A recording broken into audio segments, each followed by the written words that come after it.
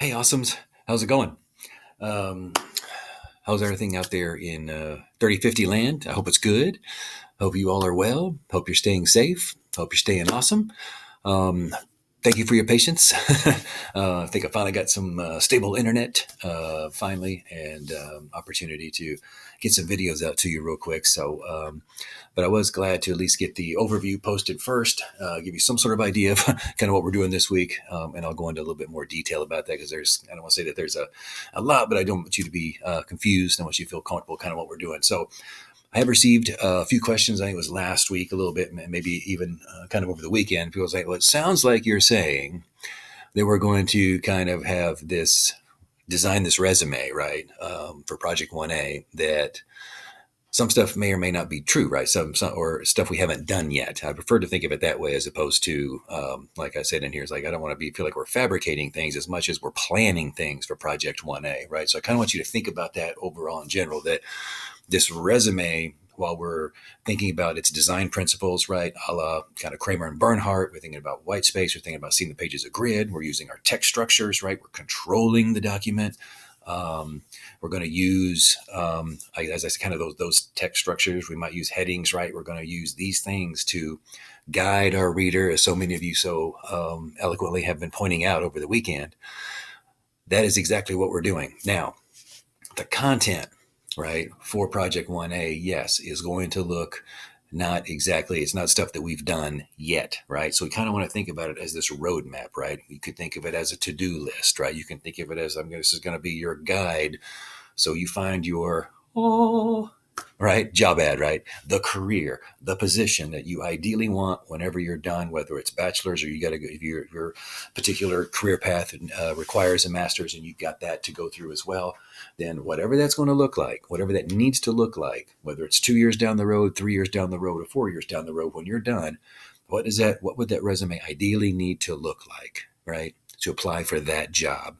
So if let's say that career was posted 4 years from now, 3 years from now, 2 years from now, whenever your graduation date, and you're like, I want to be applying for that job. I want to be an ideal candidate for that job. I want that job, right? That's what I'm going to school for. Then we're going to use, their qualifications, the requirements, job requirements, whether it be educational requirements or other experiential requirements or other little details, right, that they, that they post in there. Okay, so what are the things you need to be thinking about doing between now and then so that resume it's got all the stuff, right? Then we'll apply our design elements so those things stand out. But then the content that's there that we plan for, right? Or that we think, hey, this is something I think I probably should do. So I'm going to put in here some volunteer experience. Or I'm going to put in here this type of lab experience. Or I'm going to put in here doing this kind of assistantship. Or I'm going to put in here doing this kind of thing, right? Then the resume becomes, like I said, kind of like a checklist, right? It becomes a goal, right? Something that you it's almost like it's as tangible as we can kind of get it to be, right? Say, ooh, I want this to really be me down the road, right? So that is Project 1A kind of in a nutshell, if you will. So while I do describe that, I wanted to kind of share with you more, looking at you, so to speak, right? And sharing you kind of like the kind of like reasoning behind it, my rationale, if you will, for kind of thinking about it that way. So I hope that makes sense. And of course, this week, we're going to continue our conversation about upstream thinking, and we're going to now start talking about some of the obstacles or as Heath calls them, these forces, right, that force downstream thinking, that hinder upstream thinking, right? So we'll talk about 3 of those this week: problem blindness, lack of ownership, and then finally tunneling, right? So read about those this week at your leisure as you're finding the job ad. And then, of course, then we'll talk about this week in our discussion posts, which I'll be back out and talk about the discussion posts more specifically, but I think it's pretty self-explanatory. What exactly is the job, right?